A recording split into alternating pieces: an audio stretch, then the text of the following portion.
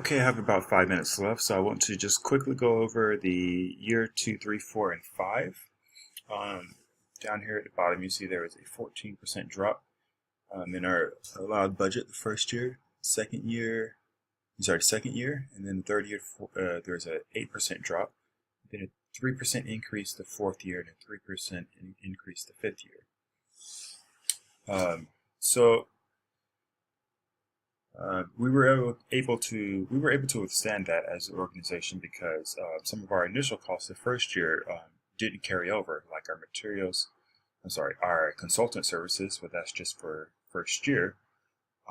Also, think of other additional costs, our desktop computers and the copiers and phones. Those didn't carry over.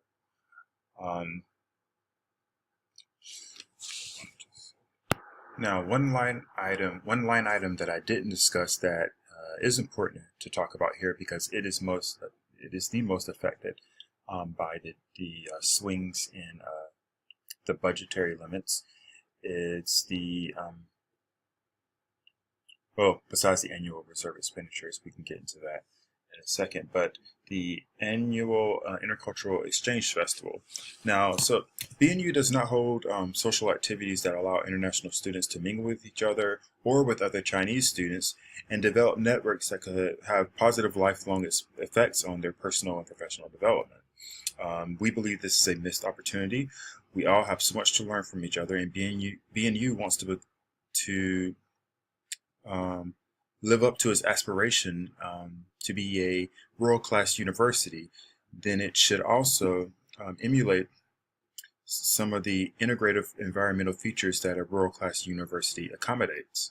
The university currently holds an international student event called Beijing Nights, but it's only a performance and it's not a social event.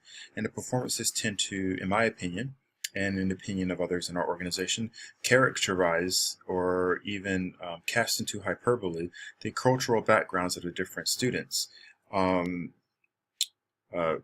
For example, it would be like if I'm from America, I would get on stage, and if I'm a white American, I might get on stage and dress as a cowboy and do something with a rope or something, even though that's not really representative of current U.S. culture or representative of the totality of U.S. culture, which varies. And regardless of that, there's just not enough chances for a lot of social networking and interactions between international students and Chinese students. And like as I said before, this is a missed opportunity, and I've gone into further detail in the documents that I will be able to send with my presentation. But so we're allocating money to this event at the end of each year, and in this event, there could be modern and traditional music, a dance area, a social area, a chance for, like I said, for students to converse with each other and learn from each other and establish connections, and not so much just people giving PowerPoint presentations. That happens at so many so-called activities or so-called parties at BNU.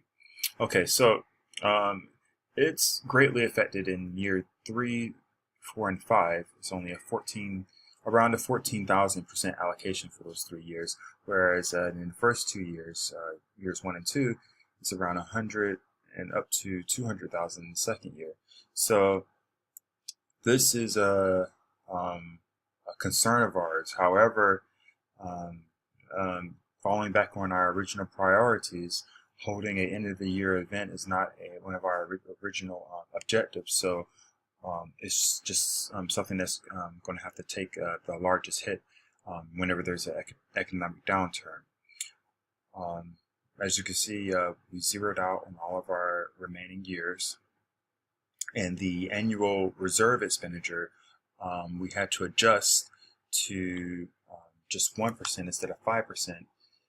Like in year 1 and 2, it was 5%, but in year 3, 4, and 5, it was only 1%, because even if we adjusted it to just 0.5% more, like 1.5%, it made us go negative in our budget, and we couldn't allow that.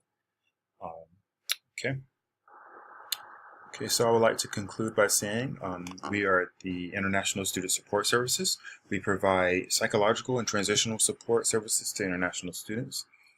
We aim to bridge certain gaps and difficulties international students may have when adjusting to a new culture, including the microculture of the BNU campus. Such support has payoff in terms of improving the popularity of BNU and thus bringing in more tuition funds as prospective students seek out Chinese universities that are highly recommended by past graduates. International graduate students who feel they have thrived and not just survived in the BNU experience may also be more likely to become alumni donors, which also helps to fund the activities and resources that will contribute to a new generation of successful BNU graduates. So a cycle is created.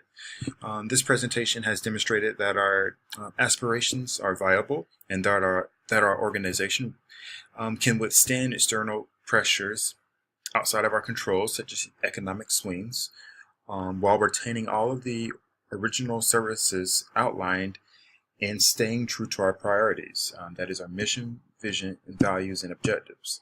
I hope I have conveyed the gravity of the responsibilities of ISSS, and I'm thankful for that our organization has been given the opportunity of fostering the next wave of BNU educated global citizens. Thank you very much.